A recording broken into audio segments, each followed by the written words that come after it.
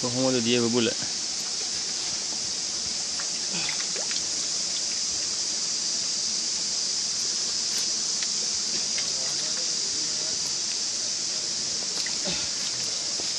උල්පලේ උල්පත. උල්පතක් කියගනේ. පුළු දදාන මේ